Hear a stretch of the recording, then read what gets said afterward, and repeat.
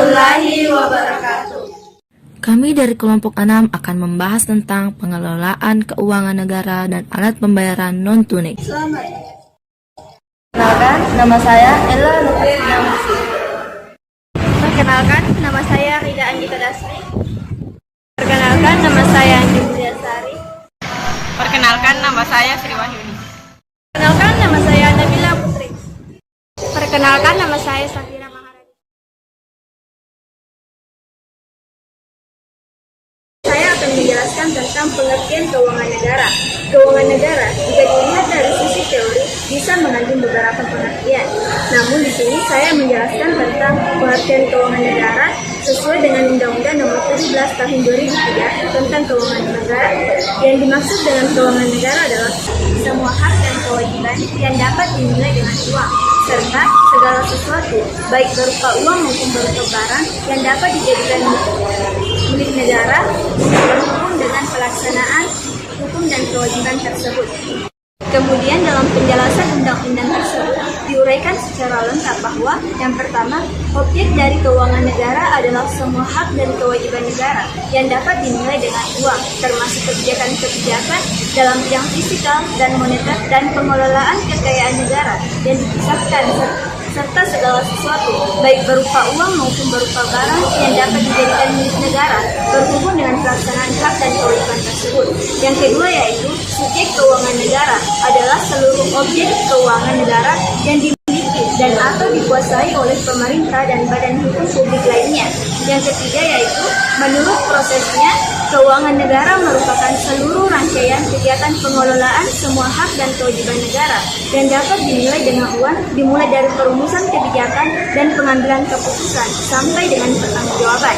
Yang keempat atau yang terakhir yaitu tujuan seluruh kebijakan, kegiatan, dan hubungan hukum yang berkaitan dengan pemilikan dan atau penguasaan objek keuangan negara tersebut dimaksudkan dalam rangka penyelenggaraan pemerintahan negara.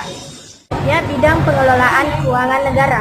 Berdasarkan pengertian keuangan negara dengan pendekatan objek, terlihat bahwa hak dan kewajiban negara yang dapat dinilai dengan uang diperluas cakupannya, yaitu termasuk kebijakan dan kegiatan dalam bidang fiskal.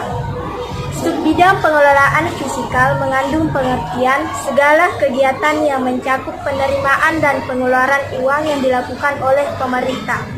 Tujuan kebijakan fiskal mencakup alokasi sumber dana keuangan, distribusinya dan stabilisasi ekonomi, yakni mempertahankan laju pertumbuhan ekonomi, lapangan kerja dan kestabilan harga-harga umum.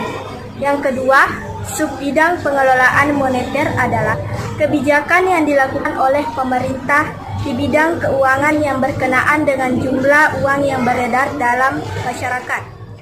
Kebijakan pengendalian kredit dan kebijakan pasar terbuka termasuk kurs valuta asing.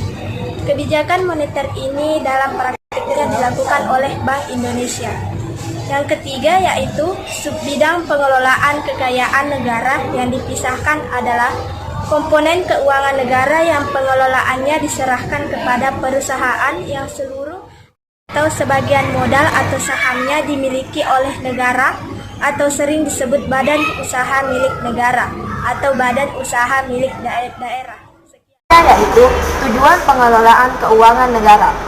Keuangan negara tidak hanya berhubungan dengan uang masuk sebagai penerimaan negara dan uang keluar sebagai uang belanja negara.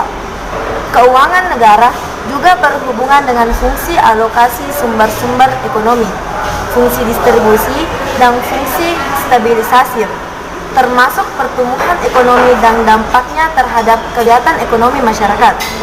Dengan demikian, tujuan pengelolaan keuangan negara adalah yang pertama, mempengaruhi pertumbuhan ekonomi.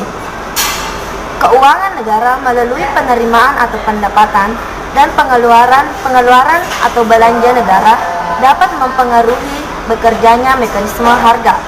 Pungutan pajak kepada masyarakat di suatu titik akan meningkatkan penerimaan negara. Namun di lain pihak akan mengurangi daya beli masyarakat sehingga mengurangi permintaan masyarakat. Sebaliknya, belanja pemerintah yang digunakan untuk membeli barang dan jasa dari masyarakat, akan mendorong ekonomi masyarakat dan kemudian akan menambah daya masyarakat. Yang kedua yaitu menjaga stabilisasi ekonomi. APBN dapat juga digunakan sebagai alat untuk mengatasi inflasi dan deflasi, serta untuk memelihara stabilisasi perekonomian dengan cara melakukan defisit APBN atau surplus APBN. Dengan demikian, tugas dan fungsi negara menjadi lebih penting karena tidak sekedar menyelenggarakan pertahanan dan keamanan, menyelenggarakan peradilan dan menyediakan barang publik semata, namun juga menjaga kestabilan perekonomian. Yang ketiga yaitu merealokasi sumber-sumber ekonomi. Realokasi sumber-sumber ekonomi dilakukan dengan memanfaatkan sumber-sumber ekonomi yang terbatas secara optimal. Apabila sumber daya yang ada di masyarakat tersebut tidak terdistribusi secara optimal, akan menimbulkan ketidakseimbangan dalam perekonomian negara. Keempat yaitu mendorong redistribusi pendapatan. Melalui kebijakan fiskal dalam APBN, pemerintah dapat mendorong terjadinya redistribusi pendapatan agar tidak terjadi kesenjangan antar golongan masyarakat kaya dan golongan masyarakat miskin secara menyolok.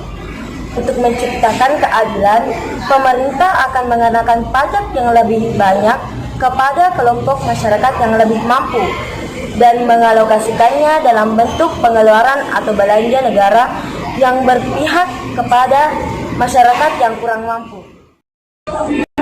Selanjutnya, yaitu asas umum pengelolaan keuangan negara. Agar tujuan pengelolaan seluruh kebijakan, kegiatan dan hubungan hukum yang berkaitan dengan pemilikan dan atau penguasaan objek keuangan negara dapat memberikan daya dukung penyelenggaraan pemerintahan negara yang optimal. Keuangan negara dikelola berdasarkan beberapa asas umum, di antaranya yang pertama, akuntabilitas, yaitu asas yang menentukan bahwa setiap kegiatan dan hasil akhir dari kegiatan pengelolaan keuangan negara harus dapat dipertanggungjawabkan kepada masyarakat atau rakyat sebagai pemegang kedaulatan tertinggi negara.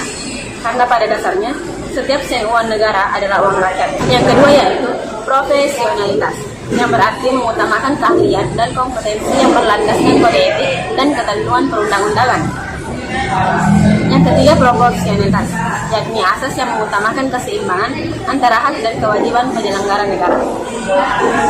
Yang keempat, keterbukaan, yaitu asas yang membuka diri terhadap hak masyarakat untuk memperoleh informasi yang benar, jujur, dan tidak diskriminatif tentang pengelolaan keuangan negara dengan tetap memperhatikan perlindungan atas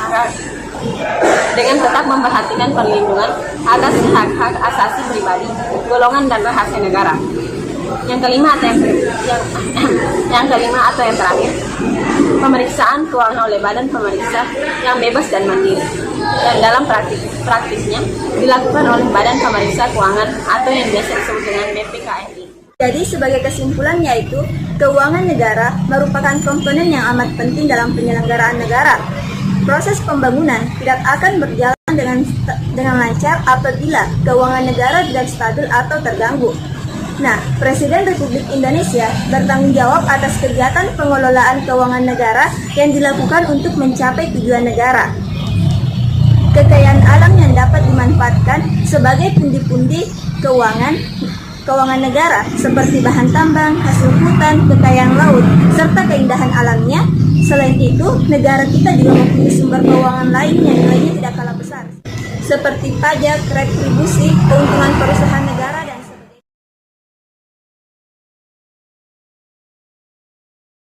dan saya akan membahas alat pembayaran non-tunai. Pertama, pengertian alat pembayaran non-tunai. Alat pembayaran non-tunai merupakan metode pembayaran atas barang dan jasa yang tidak melibatkan pertukaran uang tunai.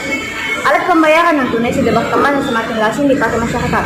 Alat pembayaran non-tunai memerlukan penggunaan satu atau lebih bank untuk menyelesaikan transaksi. Pembayaran non-tunai tidak tercapai hanya dengan bertukar alat pembayaran dan penerima pembayaran, tetapi perlu ada transfer untuan deposit antara bank pembayaran dan bank penerima pembayar. Instruksi pembayaran non-tunai menyediakan mekanisme bagi bank untuk transfer antar bank. Kedua adalah arus proses transaksi dan aliran pembayaran non-tunai. Secara umum, transaksi pembayaran non-tunai memiliki dua arus proses, yaitu aliran instrumen fisik dan aliran dana. Berdasarkan aliran pembayarannya, alat-alat pembayaran tersebut dapat dikelompokkan menjadi alat pembayaran untuk kredit transfer dan alat pembayaran untuk debit transfer. Kredit transfer adalah perintah penempatan dana dari pengirim ke penerima melalui jalur transfer dana dari bank pengirim ke bank penerima dan dimungkinkan melalui bank lain sebagai intermediari.